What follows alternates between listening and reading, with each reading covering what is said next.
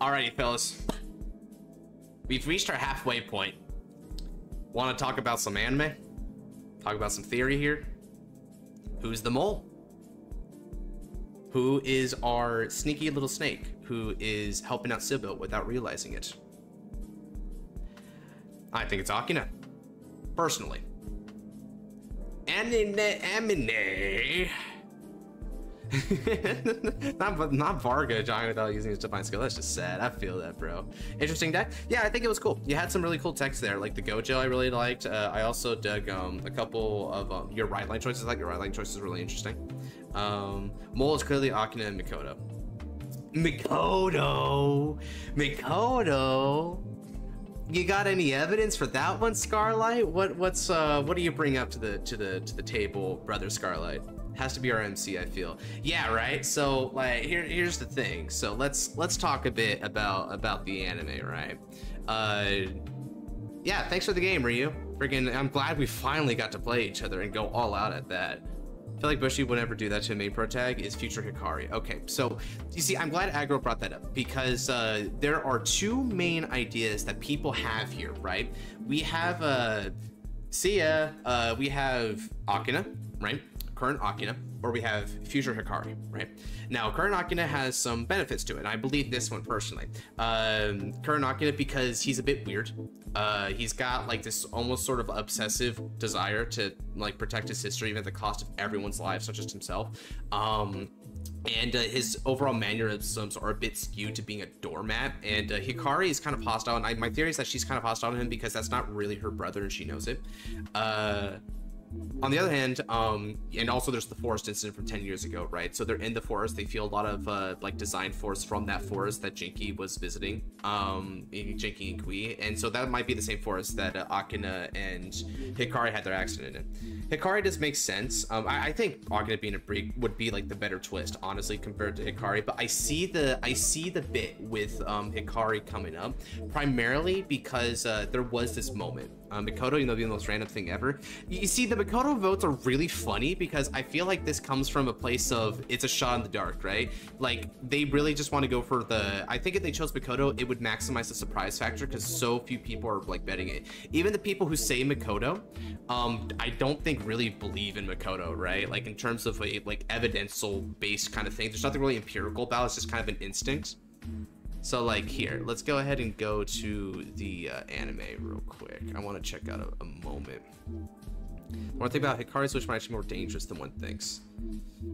Yeah, depending on what's going on here. Oh hey, this is Scarlight's video, by the way.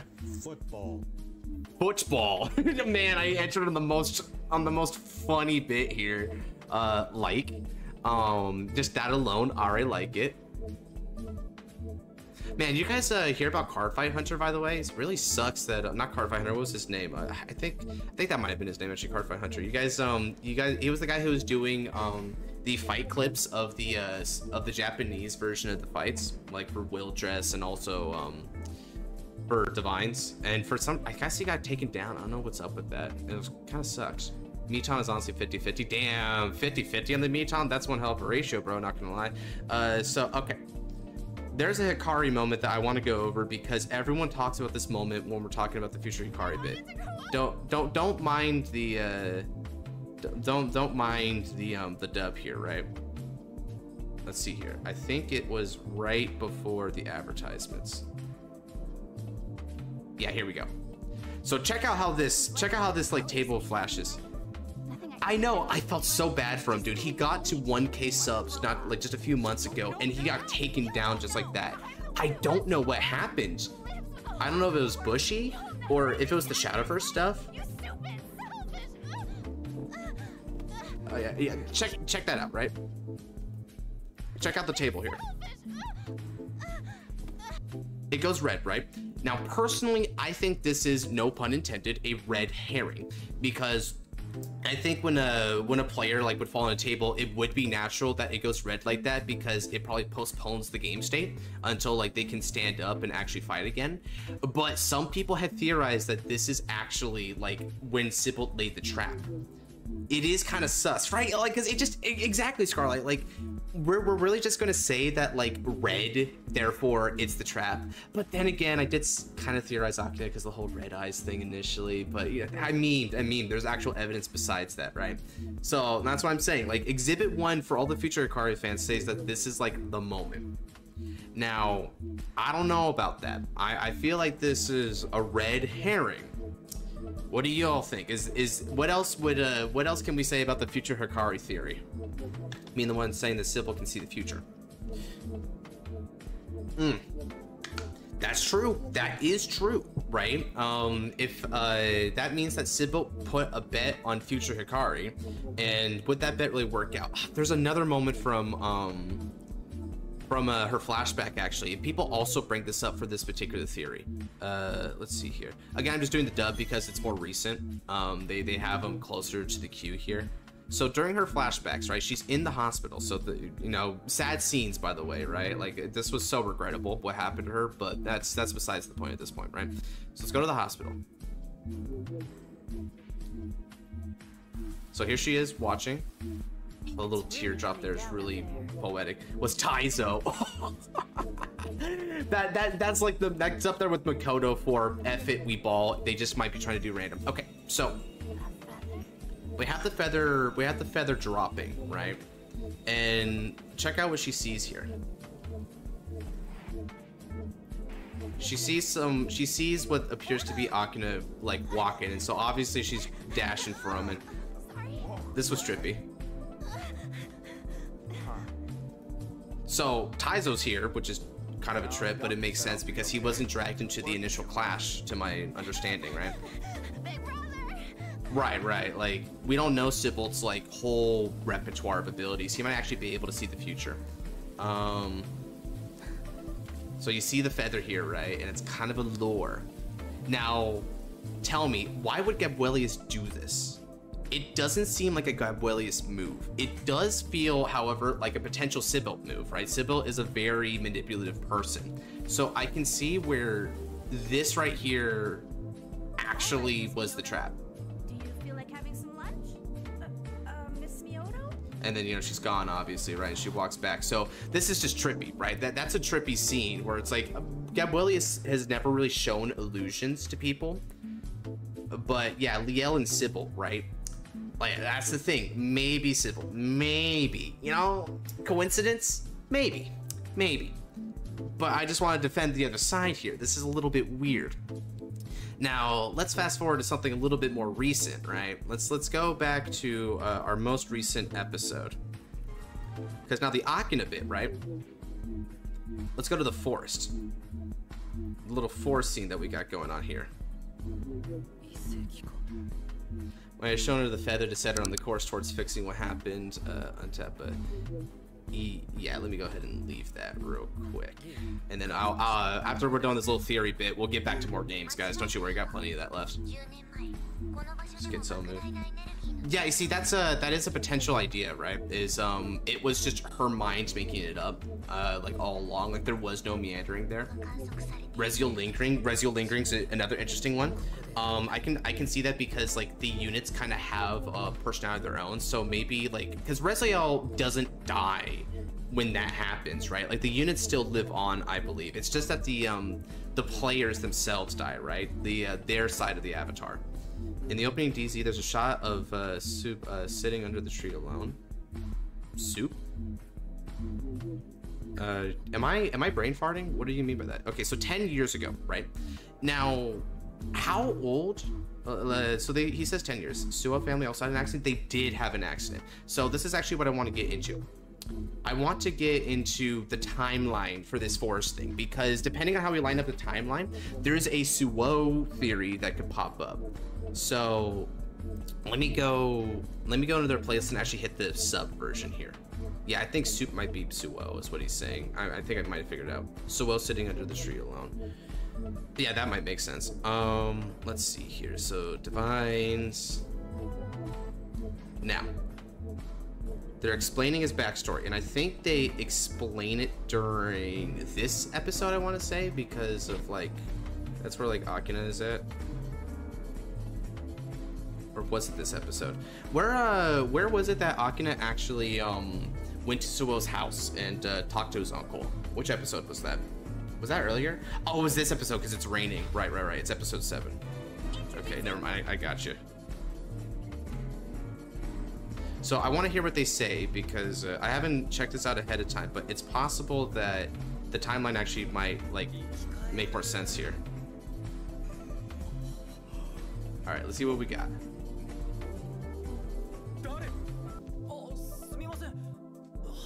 Okay. Let's see what's up.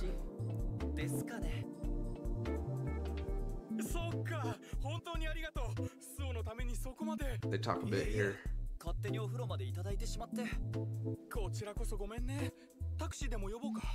keep in mind, we talked about the future card bit. This is for Suou, potentially.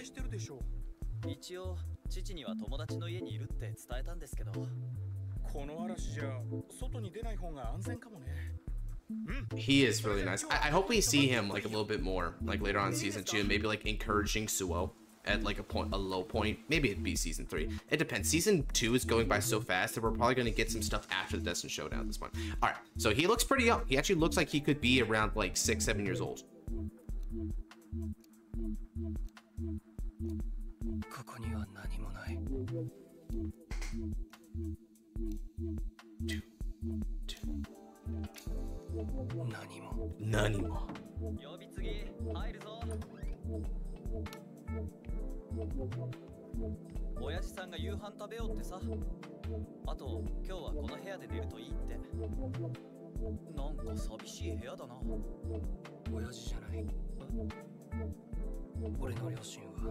Okay, now we just gotta watch this a little bit. Oh, okay.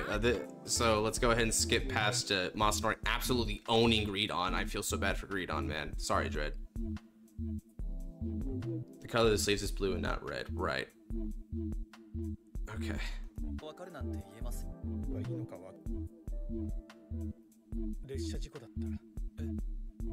Here we go. Small, okay, but that's not really a timeline thing, but let's see.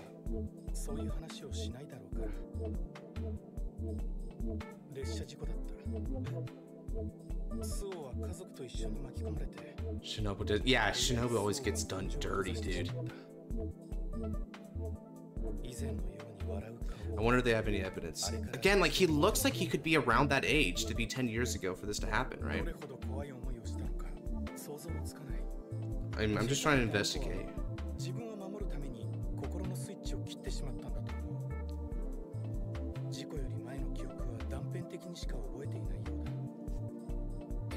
And so there's like a memory loss bit there as well, right? So it might be that like his memory is getting like messed up. Okay, so they don't actually confirm anything about the date here. I was hoping that they would, but still, like, you can kind of see in the shots there that he actually seems like it could be the right age for it. So it's possible that Sybil, so forest accident is out of the way, but where was the train, right? What if the train like ran through the forest there? Oh crap, but that is true, because it would be really weird for the train to run like in the middle of a forest. Trains don't usually do that, do they? They usually tend to like relegate themselves to, like, cliff sides and stuff. Yeah, actually, Picora has a good point there. So that is a potential detractor from the Suou bit there. So now we have 3 basic theories, right? Because what he's saying, what the forest bit is what's actually helping out the theory for the accident, right? Do they have a shot of the accident from that 10-year forest is most likely Hikari lore? Did they ever share? Yeah, here we go.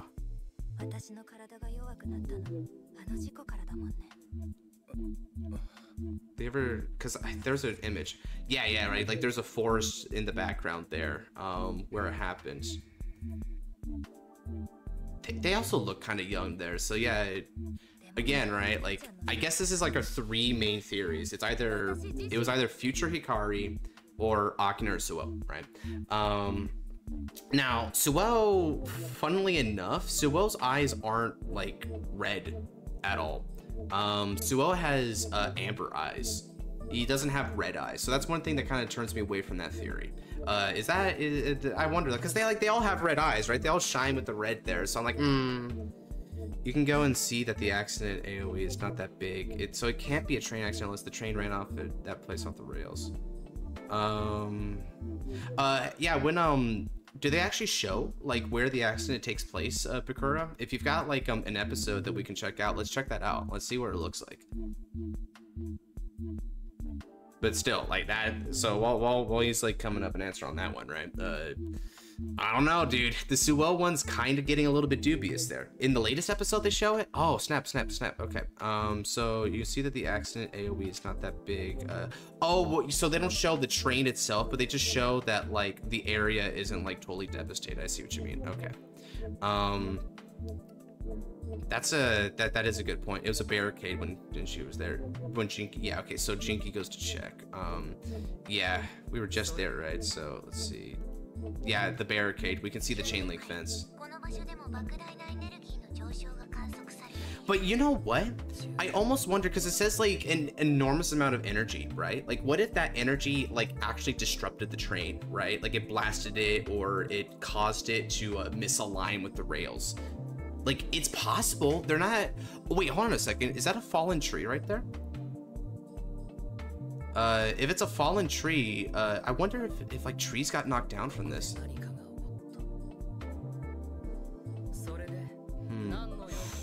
Oh, but you know what though? Okay, let's see here.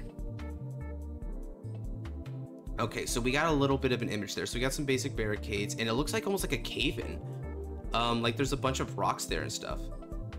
Like let's focus up a little bit. So you got steps coming up. Oh yeah, okay, I see what you mean. Like, why would a train be able to go through? Oh, well, maybe. Like, was this a rail underneath here and the train went through? Or, and then like there was like a landslide bit. So Suou lost to Akina, so you checked. Thank you. I totally forgot about that bit. That's another one of the things about Akina that like makes him so likely is he's the only character out of these three potentials, big potentials, right? Hell, Mikoto is also lost and Taizo is also lost, right? And now is also lost. Akina has never, ever lost. He's never lost. So if he's never lost, I wonder. They said she fell into a lake. They said she fell into a lake in the dub? Huh, is that actually the case? What episode did they say that, Tristan?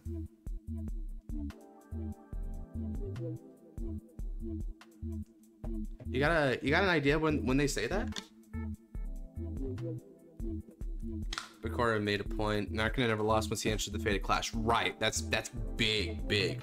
Okay, hold. All right, I'll hold. Let's wait up for you. You got something here. Because I think if we suss out the evidence here, like look at the frames, you have a theory, okay. If we suss out the frames here, we can come to the conclusion together on who is the mole, right? We can make, as a conglomerate, we can make our theory, put it forth, and then we can be right together. We can be big brain. We won't just be 5 head, it'll be 50 head. Makes me think it's Akina, right? Yeah, like that's such a huge point, right? Huge point. Outside of casual games, he never loses, right? He never loses. He lost casually to Now, and he lost casually to Suou at the start of season 2. Those are the only games he's ever lost to my understanding. Hikari versus Akina. Right. Hikari versus Akina. Okay, so you said Hikari versus Akina is when they mentioned it. All right, so let me go back to the dub for that. While Bakura's bringing up his bit there, because I don't think he needs that frame for the theory. Yeah, these are the man. Episode 4 and episode 11 are just like the big ones we're going through. Do you know where they say it, Tristan? To be specific, like when is it? Like early on, later on, so we can like track it down. It also explains how he picked up the tournament fast enough that it's only playing for a few days or weeks. You know, that is kind of a good point, right? Like, not all these destined ones could have necessarily been like top tier players, right? I can see Kuon, he's a genius, and also purportedly, I think we can suppose that he was playing a lot with Suou in the past, but Suou forgot. Hikari does do a bit of Vanguard, so she's said to be pretty good, so she's believable as a mother effer. It was days, at most had a week to prepare. He picked up so fast. He did. And not only that, but Akina has this ability to come up with really strong strategies, and he uses the Keter card pool so well, man. Like, he brings out the best in Rezael, and the Rezael brings out the best in him, but man, yeah. All right, Tristan's checking on that. But that, like, dude, Akina is kind of unstoppable in a way, and that's so weird to me. Man, if it is Akina, I bet Sybil like got so pissed when Akina loses and dies. So someone planted the trap before the Fated Clash began, and Akina never went to the Hokusen stage before the Fated Clash since he didn't know it was so deep in the mountains. Before the Fated Clash began, never went to the Hokusen stage before the Fated... Wait, you know what? You know one character who actually probably did, who probably could have been there? Wait, no. Was Masanori there at one point because of the whole will dress bit? Wait, if it happens to be Akina, did Future Card just enable this by making Akina win against Suou? It's crazy to think that the Zero Wish actually took Sybil. Yes, that's my theory too. As a matter of fact, I almost wonder, whoever the imposter was is no longer possessed because they lost their match, but the trap was already there, so to Sybil didn't matter. Oh. Wait, hold on a second. That gives me an idea, actually. Now that you mentioned it, Taizo, Masanori, no one knows this. Exactly. Let's go back to the Taizo versus Suou fight. Was there any signs? Was there any signs when he lost?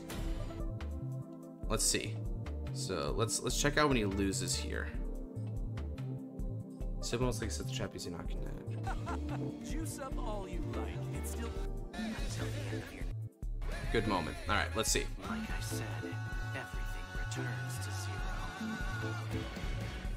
zero. All right, so let's see if there's anything that happens here. I'd be interested. The winner! Fated one of Zero! So that's Blangdmire's divine skill?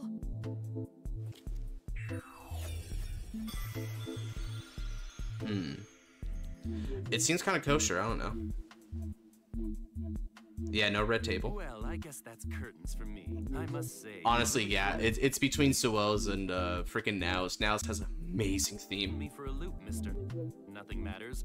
You truly have no desires at all. Okay, so and then it breaks down and gets into the future Akari stuff. So nothing. Okay, sounded like that. Yeah, if you ever listen to the advertisements for like the Fated Clash set, because like the Fated Clash come out in EN, they use Gabalius' voice, and yeah, he's really deep, dude. He's got a bomb booming voice. At least the new themes, Suou and Jinki's themes are crazy. I think they're gonna do that on their Vanguard channel at some point. Like if you do a membership with them, you can get there. Noir is trying to check that out. 545. Okay, cool. So let's go ahead and check out the 545. Not Lelouch. Yes, Lelouch. 45. Okay. Let's turn this up a little bit so we can hear it. I had a cough before the accident. Falling in that lake just made it worse. Okay, Tristan makes a point. She fell in a lake. That didn't look like a lake there. That did not look like a lake. During the Fated Clash. Okay, I don't think the manager's Akina had seen the trap before. Jinki's discussion implied that the mole was used to set the trap during the Fated Clash from the before it. I've seen the table before. Okay, and then that's their bit. Okay. But So I didn't fall because of you, big bro. You were only a kid. You can't take responsibility for everything. I'm your... I didn't fall because of you. But wait a minute. Yeah, this might actually support the Akina theory even more so. He's guilty. He feels super guilty, but he did like nothing. He wasn't even near her when this happened, right? He was just searching for her. But he feels so incredibly guilty about it.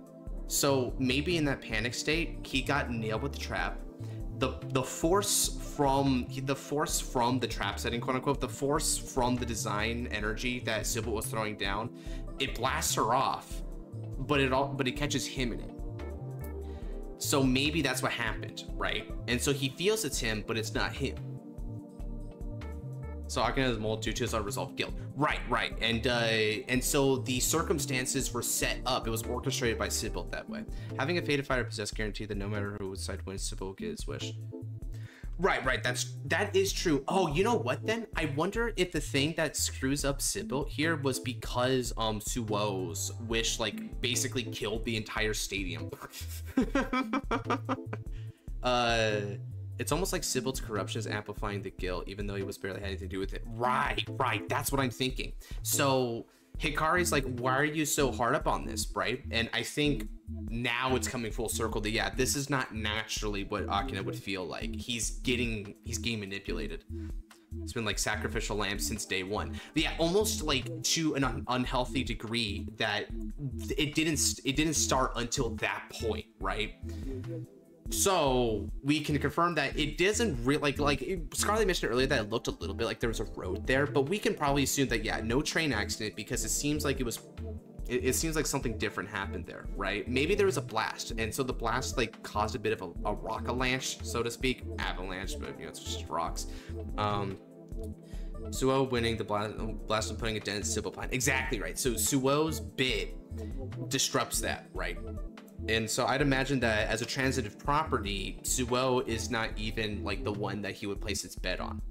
So that would leave Hikari, or that would leave Akina. Hikari fell into a lake. There's no lakes near there. So I would imagine Hikari didn't get nailed with that. If we're assuming that this is the impetus, then it doesn't matter about future Hikari, because future Hikari is just in the same position as what current Hikari was there back then. It's not like he went in later and set up the trap, right? So the only one there who was there in that moment saved everyone by killing them. Yeah. But then unwittingly, then Liel and her... he has the red eyes, he got good way too quickly, unexplained excessive guilt, and his naivete makes him the most likely candidate to be too trusting and get trapped. Right.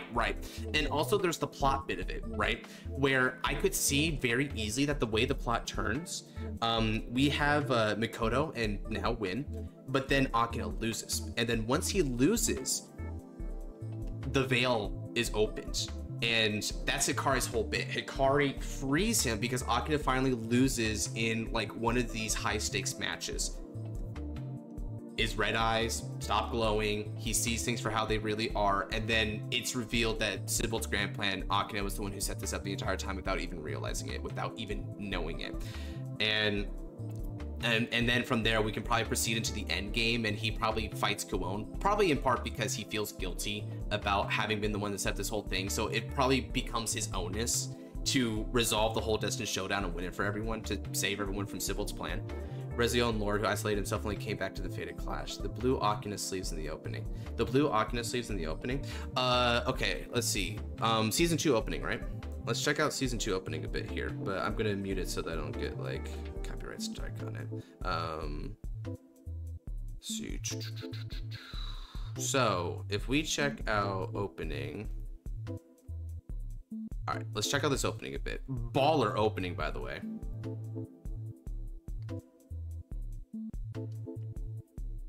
Did Suou die indirectly due to the same accident that injured Hikari? I mean, we don't know how the train malfunctioned.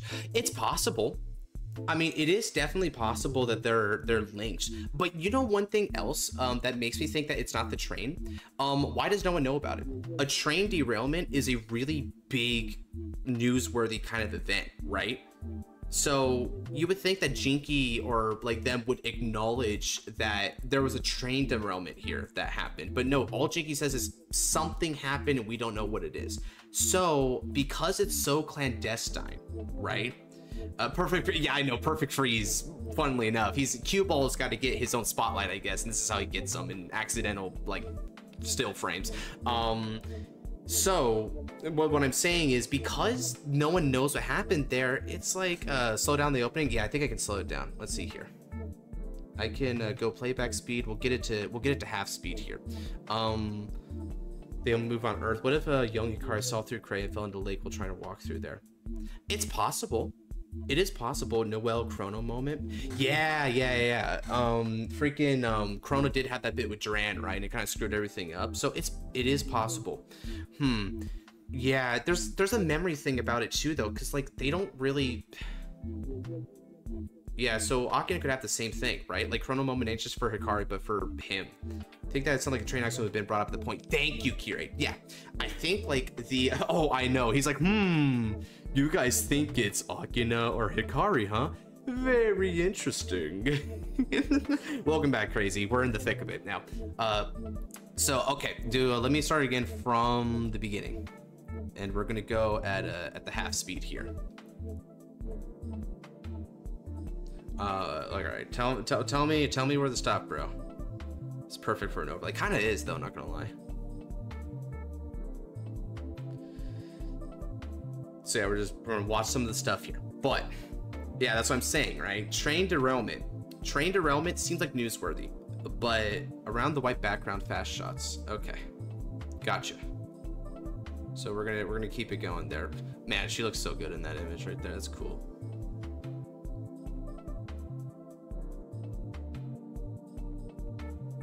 Cool bit there, by the way. First 30 seconds of the opening feels like shampoo commercial. Oh yeah, because of all the hair, right? Like the way it's flowing and they look so vibrant and fresh. Yeah, I see, like big, like long, luscious, healthy hair. Antioxidants included in all of our products. All right, and then they're showing the destined ones. They're not in it. Oh man, this image just gets played all the time, by the way. Everyone's all about that image.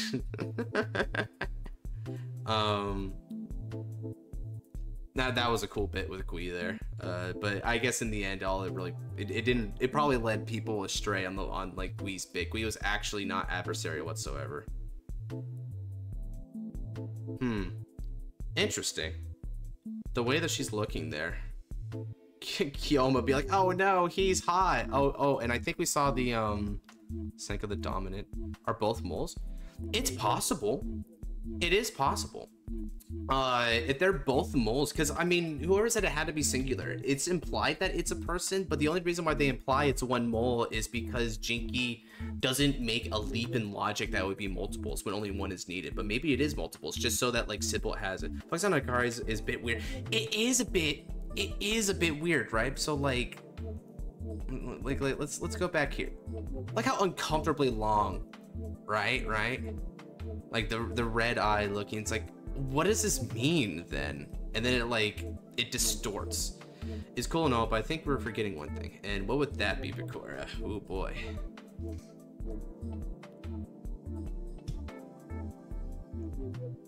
Alright. Alright, and they're showing all the pairings. So they saw Kioma. It was Kioma that was looking at Suou at the tree there. I think that was his outfit, right? Okay, so they have their whole bit behind them. Really cool scene, by the way.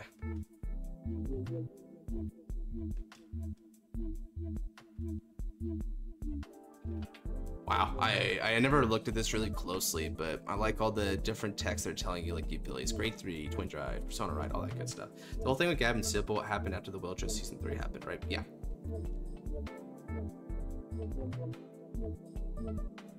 Blue eyes, right. Bro, the way they bust out like it's Attack on Titan or something. The fastest in the universe.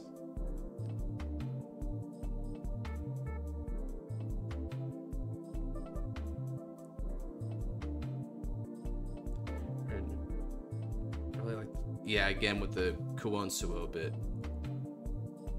They hit hard in the leverage guys. Long since. All right, fate change canon. Man, everyone be on that Liel. This is gonna be a great looking fight, I bet. I'm gonna love this fight. They're just fighting in space, dude. Straight up. Maybe doesn't look that much older. Yeah, that's true. I mean, it probably is a pretty recent phenomenon. I don't think it's considered, right?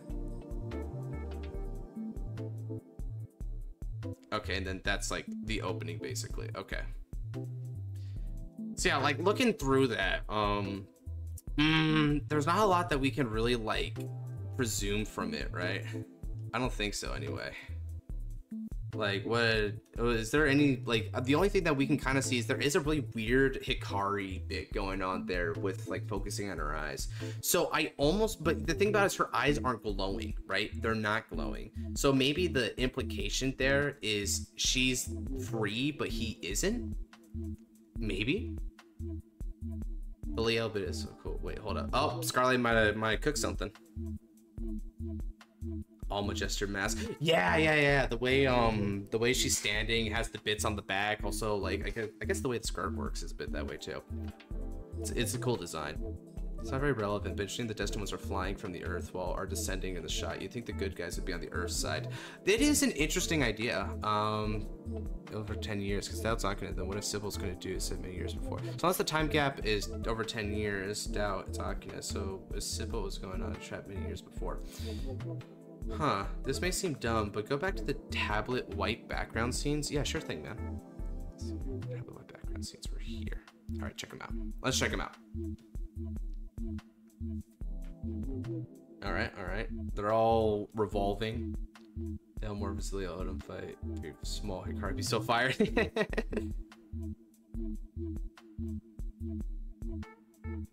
Blue eyes, right?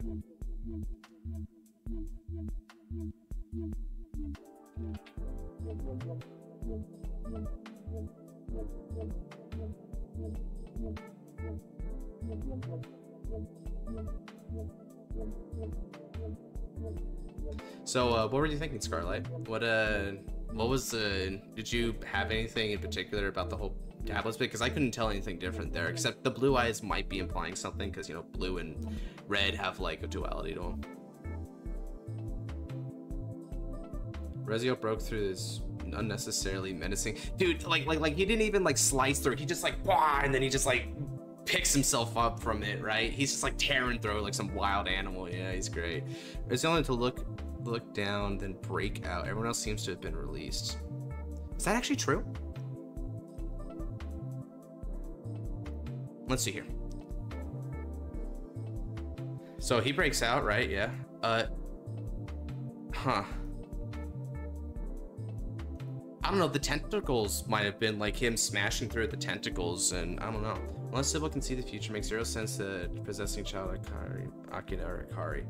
How do you feel about Impauldio tomorrow? I feel like it's going to be amazing. AOT vibes, I'm not the only one, dude. Thank you. I'm not the only one. Novell, yeah, it feels like I want to play like AOT music over it, right? You know, it's just like breaking through the wall. Yeah, that is a potential plot hole. How would we resolve that? Well, then hold on a second. Here's the thing, Bakura. That might actually not be an issue. Here's the thing. Let's put it on a fundamental basis, because there's one bit of evidence that kind of counteracts the potential plot hole. Can I retry my fight against Impauldio? Wait, what do you mean by your fight with Impauldio? But I just noticed with Alden, he just got released.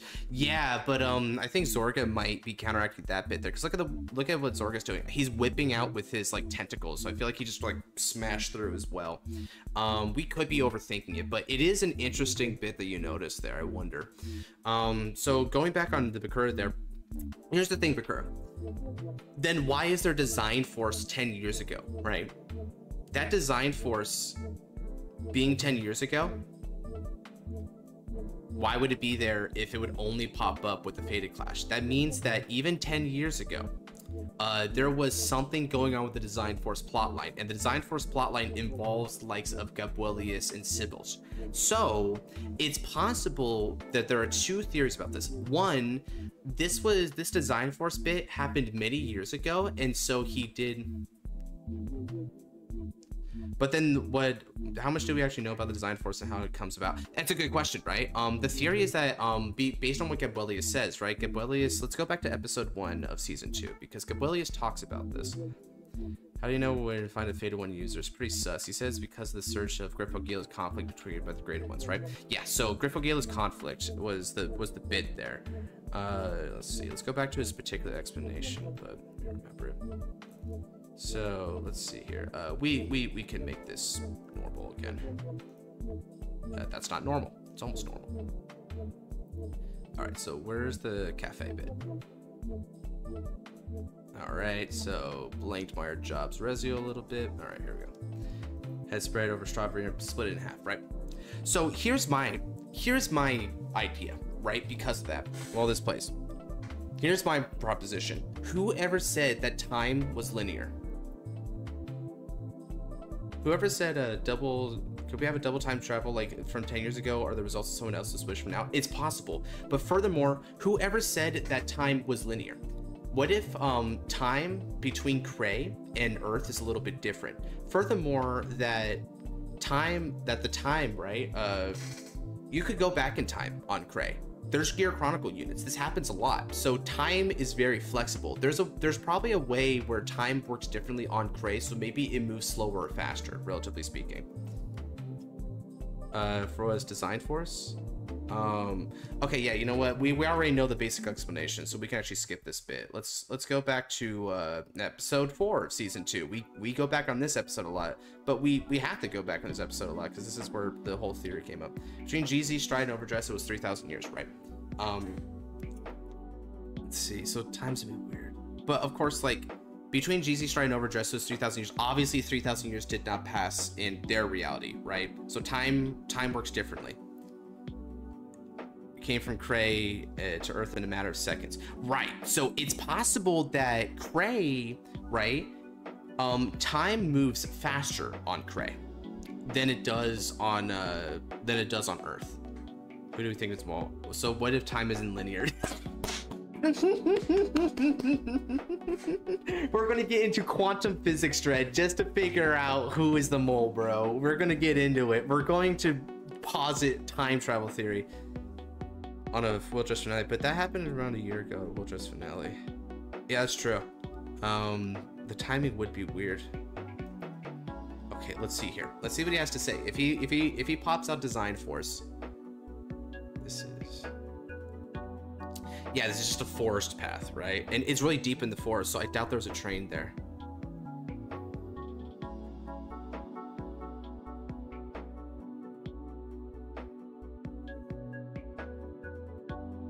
Enormous surge of energy. Okay, so maybe it's not necessarily designed for us, but they said energy. Okay, so that's important to note. They put. Hold on a second. Actually, let's go over to the Raspberry Delivers. I have a feeling our cook theory might turn out to be much more creative and wild in the actual plot line. Yeah, you know, if they just like to say, oh, it was Taizo because we said so, that would be so lame. Where is? Let's go back to the. Energy generator can hold 10 energy 10 years ago. Linkage. Okay, now we're making some number theory there. Maybe. I mean, dude, Scarlight, honestly, I'm gonna remember what you said there, because if it actually happens that 10 years is like the I guess the overage point for it, and there's a reason for that, man. Arrive on Earth after Will Dress. Well, Gab did because of the Fated Ones. But Gabrielius was alive beforehand on Cray, so maybe Sybil actually foresaw this coming ahead of time. Maybe there is a time. There's like a time understanding with him, right? So where he can understand future continuities. Both players right decks combined have 5 cards. Yo. Oh, oh no. Tens. The theory of tens.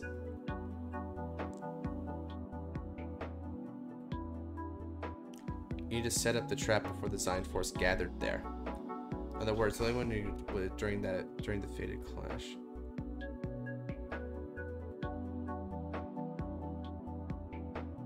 So a chance to possess to participate in the Fated Clash.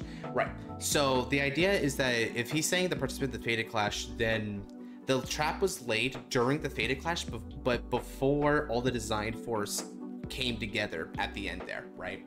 Because the Design Force lingered over so that Gabrielius can do his wish. I don't think it was before the Fated Clash started. I think it was before Gabrielius did his part of the ritual. I think it was during the Fated Clash. Let's go back again on that. A trap was set up beforehand in the fighting grounds. Yeah, like beforehand, because he did this afterwards. So the reverse trap needs to happen before the fight of Akina versus Suou.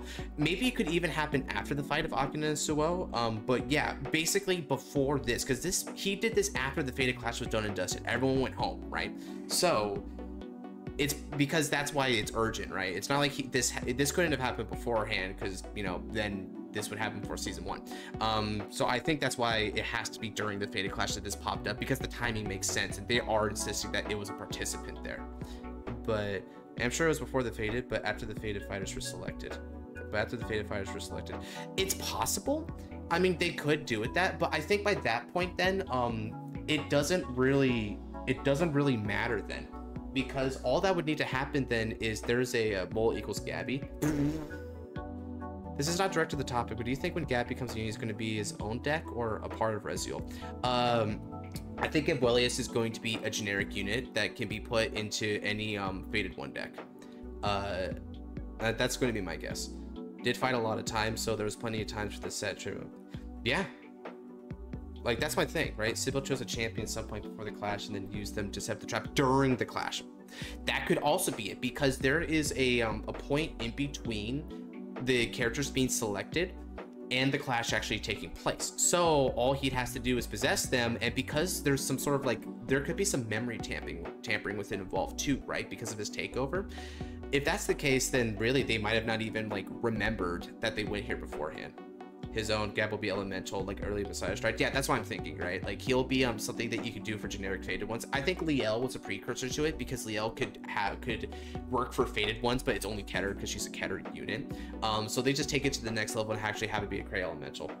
Also, Akina fought the most in the faded clash, so adds credibility to this. Yeah, like maybe every time Akina fights, he lays down more of the groundwork there. Of course, then one would have to make the argument that Akina winning was really fortuitous. Well, maybe even if Akina lost, it didn't matter, right? And the only thing that mattered was Suou's Blangdmire actually wiping down the entire arena. They have to give us cards for Gabs and Sybil Cray forms. I know, right? So you'd have like a Messiah Gize type thing. And Sybil would be a Cray elemental for destined ones. Seems kind of cool, right? I kind of like that, not gonna lie. I imagine the DSR, the Cray form, and plushie form together. Yeah, or even better, like, yeah, like the Cray form, and then like the plushies like holding up like the sigil or something. That would be sick. It's like, yeah, it pops over there. To overwrite my summoning method. First, the design force gathered there. So his summoning method at the beginning of the episode, right? Akina seems too obvious to me. So I'm trying to see why Suou wouldn't be an imposter. Suou? Well, I would imagine that I'm going to assume Sona means Suou, right? I'm going to imagine the reason why not Suou would also raise the resistance, so it makes sense to delete Sybil in the mole, right? I would imagine the reason why it's not Suou is twofold. One, we've seen that the train accident doesn't seem to be like in the nearby vicinity of where the inciting incident takes place. Why Akina wouldn't be an imposter. I'm trying to see why. Okay, why Akina wouldn't be an imposter. Gotcha. So same basic difference, right? Except you're not thinking Suou specifically, you're just thinking not Akina. There's not really a lot of reasons why not, you know? Akina seems obvious, but we also have to remember that Vanguard has never been super contrived story arcs. The most obvious thing happens quite often. I think also on top of that, it's almost as if, because of, if we're going to go back like way earlier in our discussion, right? Let's keep in mind that there is a red herring with this fight, right? Like, this fight has the red table bit, and, you know, also the idea that everyone's like, oh, well, you know, the mole was before the Fated Clash, and technically she was running around before the Fated Clash even started. She came and went back in time to before the Fated Clash, so I think she would be another obvious choice there, because the timing of her arrival lines up, and also she happens to be a part of the inciting incident, and she had the red table bit. So I could see where this would be the, oh, you thought, and they're relying on Akina's protagonist status, the fact that we sort of like stay with him a lot of the time to sort of lead us away from assuming him, but we're just kind of smart like that. We sort of have a feeling about it. Would think it was Akina, so use her card to throw people off. Yeah, that sums it up really good, Dread. That would be my sort of like theory right now. And the Suou assumptions just kind of don't make sense, and the others, you know, sort of like Mikoto, Taizo, they don't really have evidence behind them. It's sort of just like an instinct thing there. Her card with big red herring, right? Red herring. The only thing she could bring is Liel. Yep, I agree. Again, future card, I'll be saying Sybil can see the future. Right. And so I think because of that, and there's nothing really saying that Sybil couldn't see the future potentially, right? Maybe Sybil, either that or Sybil's just like one of those like very giga-brained anime manipulators. You know how like anime does sometimes, where you have some really convoluted plans set, it feels like forever ago, by big brain manipulators. Like, for instance, Aizen from Bleach, really good example of that, right? Like, the amount of stuff that he actually brought to fruition way beforehand, that amount of planning and forethought, just ridiculous, dude. So I could see where they make an argument for that for Sybil. So yeah, I think we probably talked about everything more or less that we could talk about, right? Sybil's also like a spirit, could be omniscient. That's true, Scarlet. That is true. We have to bear in mind that Sybil might have could tap into like the greater collective unconscious, right? And that's how its ability works. And because of that, there's some amount of precognition that could be afforded from that, and also post-cognition. We're impressed if they managed to make a satisfying answer that isn't Hikari or Akina. I still think Abuelius is hiding stuff from us, so if Gab and Sib could pull it faster than the humans. Yeah, that's true. It's possible. Let's say it's Akina. Something is bothering me for a while. What you got, Ryu? What do we got here? Because I think we're starting to come together on something here. Oh yeah, right. Future Hikari was future Sybil and sent back to avoid prejudice. Sybil's dead. Please no. Oh, I mean, it is a possible theory, right? You know, Sybil and Abuelius could probably have just both reformed, assuming Sybil was there, but Sybil might not have been tagging around there. Why did he do it 10 years before the Fated Clash was even an option? It's a dragon. He's honorable. You know what? I think I might have a reason why, Ryu. I think the reason why he might have done it 10 years beforehand is because it would exceed the watchful eyes of Gab, right? Gabuelius is doing this to get rid of Sybil's influence, right? So to make sure that he can get around Gabuelius being on guard, he could probably have laid the trap way beforehand, like planted the seed in Akina and then have things play out naturally. The entire anime is Sybil 6. Sheesh, dude. 10 years before Dragon Tree and Straw, though. Well, yeah, but then what was the energy, right?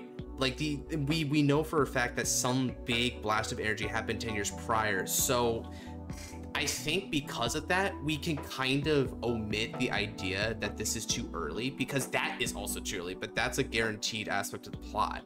You know, we know that happened and we have to run with it. So if they didn't say design force energy, but maybe the energy is sort of like his energy. It could also be energy from something else and then it allowed. No. My point is, how does Sybil know the Fated Clash will happen? Ooh, that's a good one.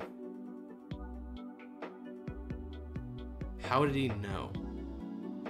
Well, hold on a second. What if Gabuelius made the Sybil confrontation gave from Dragon Tree? Well, didn't Gabuelius like live prior to Dragon Tree? Like, because he had like a whole tribe of people, right? So it's not like he was newly born after Dragon Tree. Gabuelius was a being well before that. So, this is a little complicated. Okay, there's got to be a time shenanigan here, possibly, right? So maybe Sybil sent the energy years ago. How did it happen? How did it know the Fated Clash will happen 10 years before Kui was even a thing?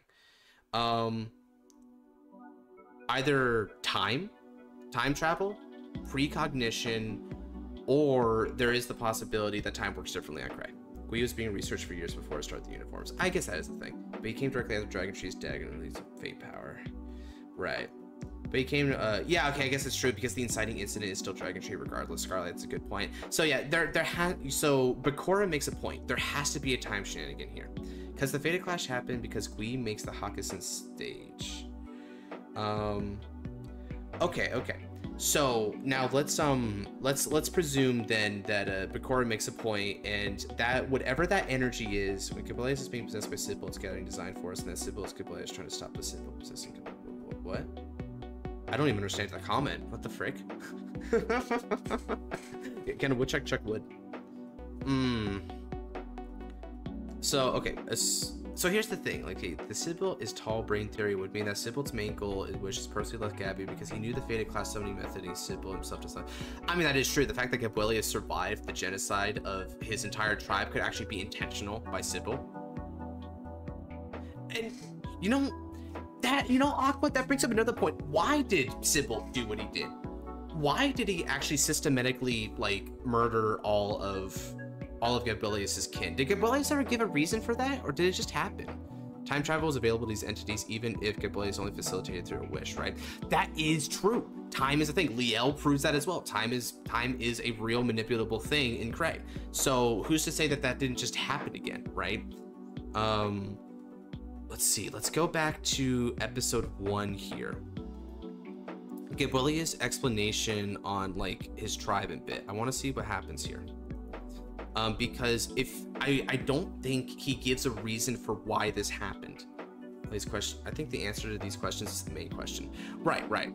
Basically, do we go to the assumption is like the voiced on a creature of reason? Yeah. So maybe what Scarlet and Dread is saying is that the general flow of time doesn't really apply to Sybil, right? Sybil had the ability to go before. I cannot travel back and forth between Cray and Earth.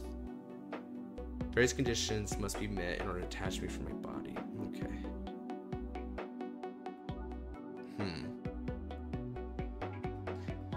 That's true. We don't know what Sybil's wish is. Although I think Sybil did have a little like talk about that when it was first confronting the Fated Ones. All right, let's watch this again. Possesses no physical body, right? So it's just an energy, right? It's like a Cray spirit almost. We're corrupted by Sybil, killing each other and end up extinct. But why did it do that? He never explains why this happened. This was a really funny moment where he's just eating a parfait and, you know, lollygagging while this guy's talking about genocide. Fading to Sybil's soul with Akina and frame is interesting. That is true. That is true. That's actually, not gonna lie, kind of a based observation there. Right there, right there.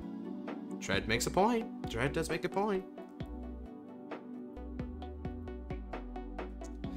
Okay, question.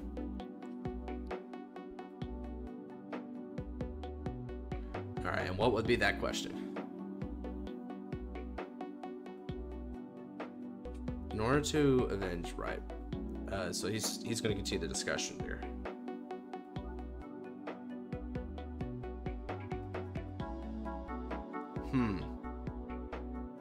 I was one step away from cornering it, but it got away. Did they put Monster funny moment to be distracting the question of why Sybil caps? Maybe. Although we don't ever see him talk about it here, so maybe that wouldn't even do it. Because Monster wasn't interfering in the conversation; they just pan over him a little bit. I needed your design force. Design force is a power that bends all physical laws, including time.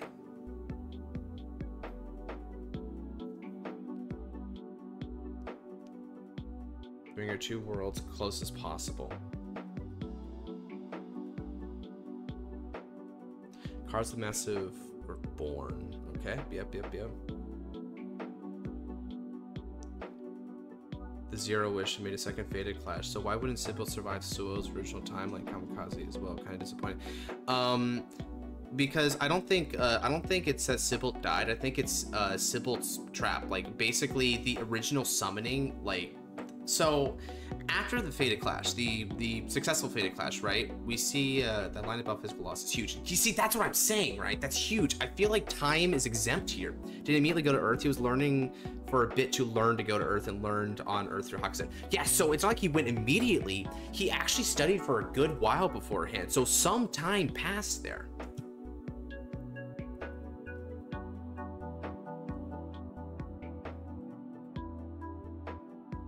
Let's see. Right. Okay, so it connects everyone. Also makes a head-ass comment.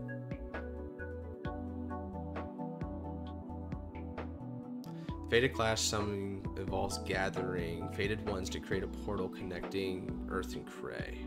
The winners would amplify creating a force that crossed the worlds. Would amplify creating a force that crosses the worlds.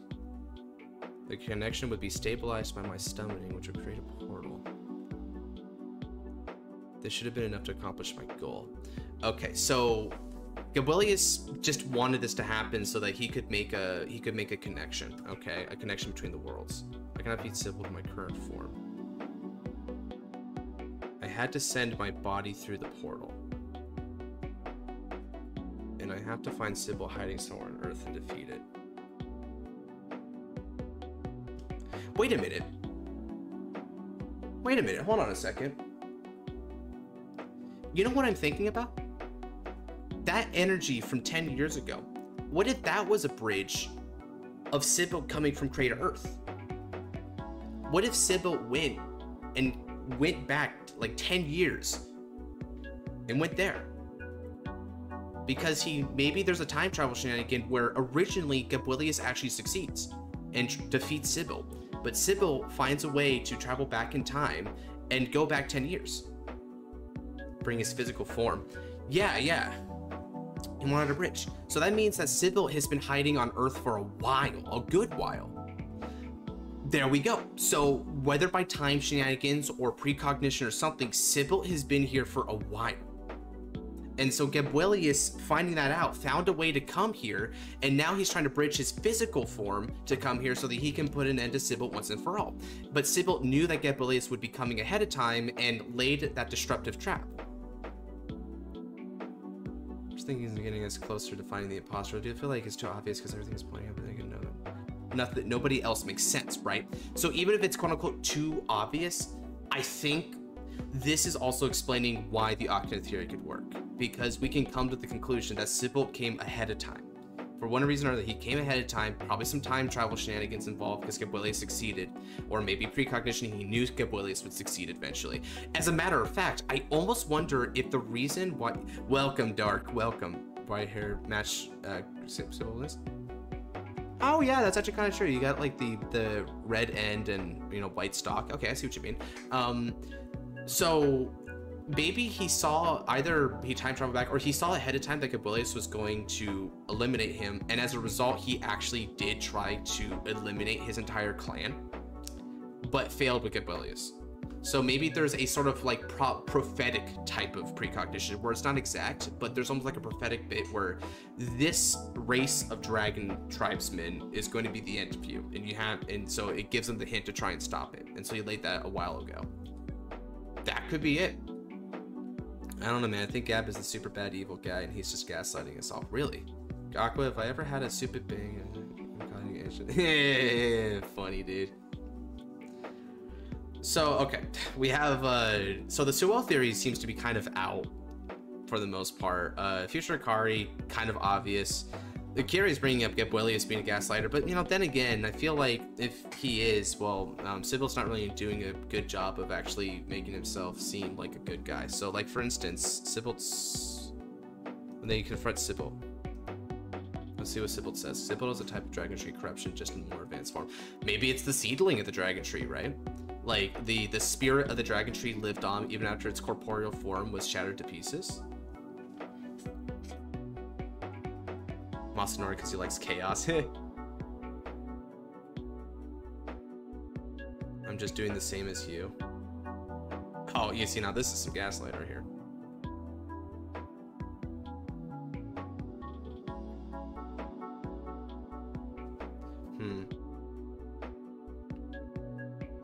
Only managed to solidify Akina. Right? It all comes back to Akina when you think about it. It all comes back to just this pretty strong theory, really. It's mankind in a nutshell. Java plushie, yeah. Not feeding the Java allegations.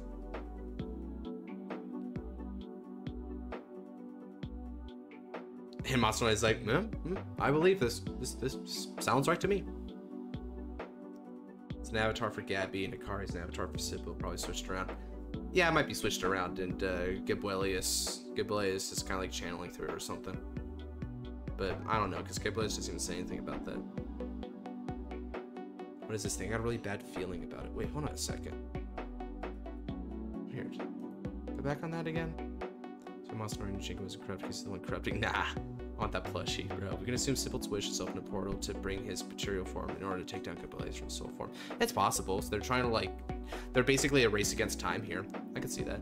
Oh, because I kind of like that idea as well, Dread, because then it so it has a material form. Yeah, so but I wonder if like he's trying to like kill the spirit or something. Oh yeah, because you know what, that does make sense though, because Sybil doesn't have a material form, he's just a spirit. Crap, yeah, I forgot about that. So yeah, it's not that he's trying to kill Gabrielius then. There's something else here. Let's see. Alright, yeah. Does he say anything else? The fated and destined ones. Yep.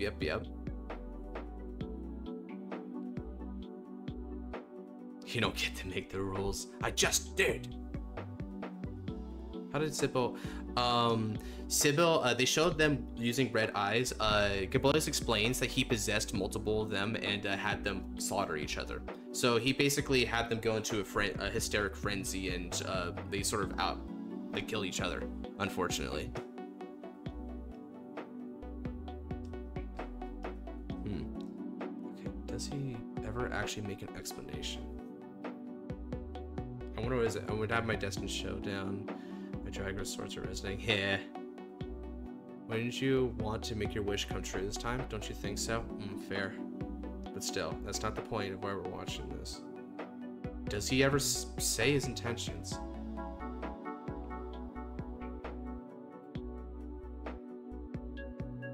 Oh, okay. So he doesn't really say his intentions, he just introduces them then. Okay, so then they just have like that frame. But still, there was actually something kind of weird that we happened upon here. Yeah, like there's a little eye shine there that happens, which is weird. So like, look at the way Akina looks at him, right? And then, boom, and Akina's like, And then look at that, the way, look at his pupil right now. Doesn't that kind of look like what happened that was on Sybil's eyes right there? Like, look at that, right? Look at his eyes, and then I wonder. Maybe I'm looking too deep into it, but maybe he was actually making eye contact with him because he knew this guy was like the mole. Like it is Akina after all. Whew. Okay, fellas. I think we're in real deep. We're in real deep. Finally out of class. Want a VC? No, that's a good point. Want a VC? Yeah, just in a moment, Noir. He actually came at a pretty opportune time because I think our theory, he just wants creatures to be greedy. Yeah, you know, that is true. Maybe he just wants chaos to reign, Masanori style, right? And Hikari knows it. Then why is she on the side of Sybil? I think the reason why she's on the side of Sybil is because she wants to free her brother. Because if she can face him in the Destined Showdown, she might have the opportunity to defeat him and then bring him back to his senses. I mean, heck, when you think about it, it's not like that far-fetched. Freaking Jinky infiltrated the Destined Ones as well, right? Even though technically he helped progress their plans by defeating Masanori. So Hikari might be a similar way. Her eyes do glow red. It's like Jinky, she is possessed. That is true. She is also glowing, so I guess it could just be a simple matter of, oh, you know what? I wonder if like her desire is to actually like snap Akina out of it, and that got amplified. That would be kind of funny. She's also currently under Sybil's control, so probably tunnel vision soon as the only way to save him. Right. So even with the fate of the world on the line, she's still trying to save Akina, right? Because that's like what that's what the Miyoto siblings do. They save each other all the time, like hell or high water. If you think about how Griffo Gala corrupted the souls of living people, Tree at work could be an interesting idea. I mean, it's possible, you know, the whole mass kind of thing going on. They had that sickening pinkish red energy with mass as well. Bakura has something. Did someone say greed? Omoshiroi, greed on. Bakura has, I guess he has one final thing to say here. What is your, what say you, man? What say you? What if both the siblings are the imposter? That is a theory. That is a theory. A couple other folks have brought that up as well, right? If both of them got corrupted, and we know for a fact,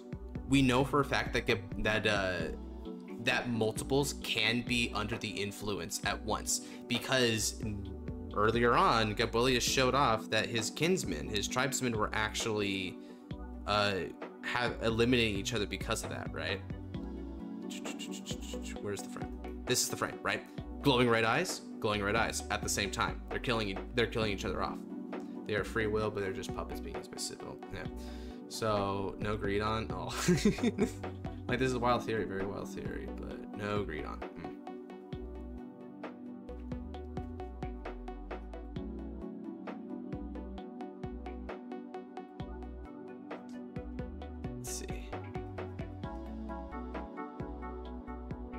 right, everything looking pretty good here.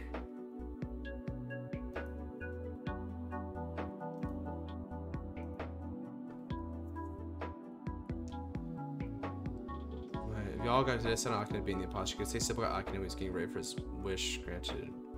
Fair. Got hit by it after Akari activated something, summoned Sybil, then Sybil's power gave her that illness. Definitely Akina, since we've pinpointed theories. Yeah. Alright, alright.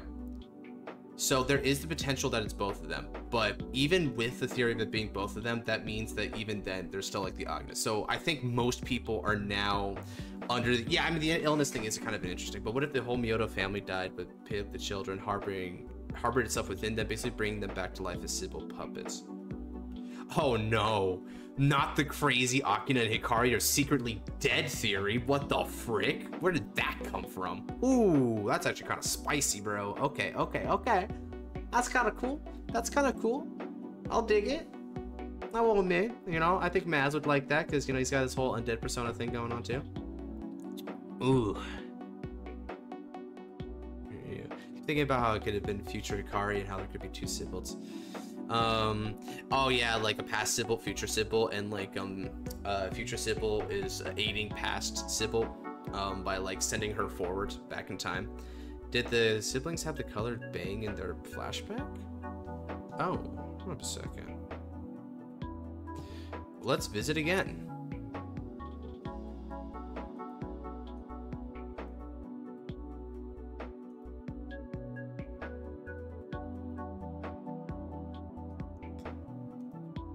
Yeah, it kind of looks like they did. Yeah, you got the white and you still got the red there. Yep, white, red. Although it's gray, so we can't quite tell, but you can just tell from the hues. Yeah, they did. So that's just generally a Miyoto hairstyle thing, I guess. Whew. Well, fellas, I gotta say, really good theorizing here. Doesn't Sybil know their wishes? Like, if he takes over the mind of Kabula, it's like, does he notice Jinky turning on him? Why? But why let Hikari be here if that was his wish? Wait, go back once again. Okay. All right, let's go back again.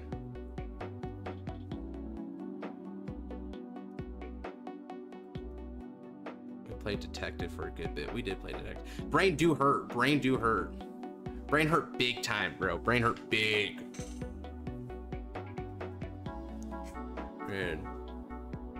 And I think, you know, sussing out all these like different factors, I'm glad we did this too, because it does clarify a lot of Gabuelius' story, because I think we were going after like a couple of false assumptions. Like, he came immediately, he needed to research for a while. The bridge was like his really big thing. Sybil is just a spirit, you know, that kind of stuff. Because how Akina has 2 visits to Planet Cray, it would be a pretty good target for Sybil. That's true. It's true. I would say that is true.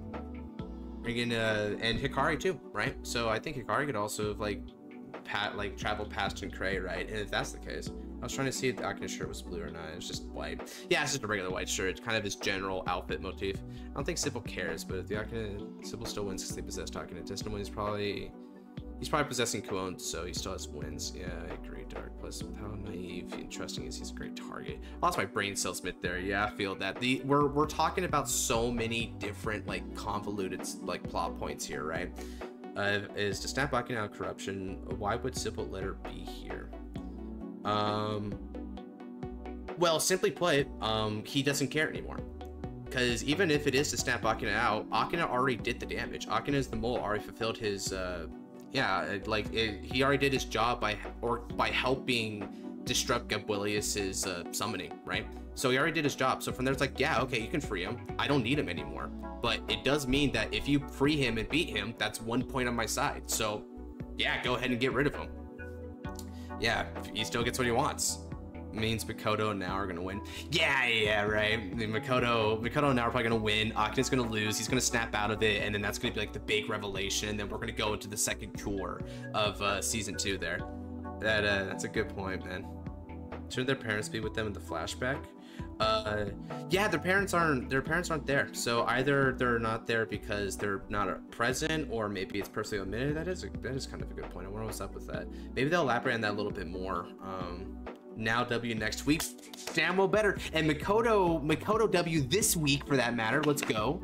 I still say Suou over Akina was a more solid guess for Suou. You could say that or during the Persona's League. Used to be its plan. Maybe. I mean, although, yeah, I think the Suou bit has like plot holes to it. It does add to the dead sibling theory. It does add to the sibling theory. It's that the siblings are a creation of Sybil and their memories are fabricated, which is why I haven't seen their parents. Ooh. Okay. It's time for the poll. They have nothing going with them on the plot. Yeah, they'll probably get like little anecdotes here in their episodes, kind of like how Taizo got with his, like their swan songs in a way, but anything too bombastic.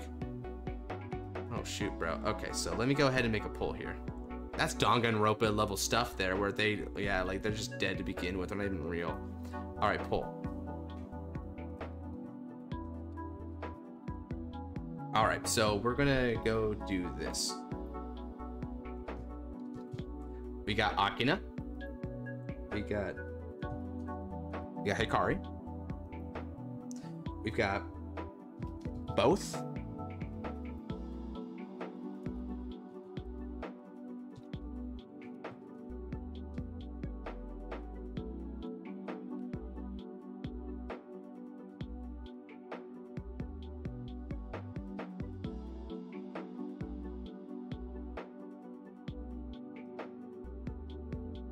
Both dead / not real.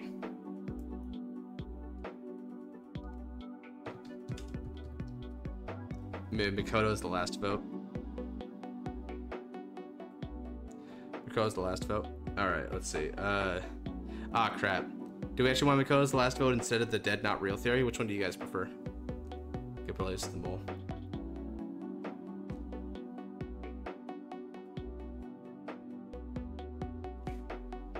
How about other? Well, other. Why would Mikoto be here? I'm hoping for the fake children hype train. Mikoto, Danganronpa isn't in bush here. Okay, nothing's a gesture points to it. Okay. We're gonna put other. We're gonna leave it at other here. All right, we're gonna throw down our poll here. Our sort of magnum opus, our thesis on it all before moving on. Akina getting the first vote makes sense. Other, okay. It's working pretty good here. Watching it just like fluctuate. There's a Hikari, there's a both. I like the both is kind of a cool theory, not gonna lie. I'm just gonna keep it simple, not gonna. Okay, sorry for the weird theory. It's kind of a cool theory though, not gonna lie. Oh man. Because funny, bro. Because funny. All right, everyone vote. Okay, not everyone. We'll get it in a moment.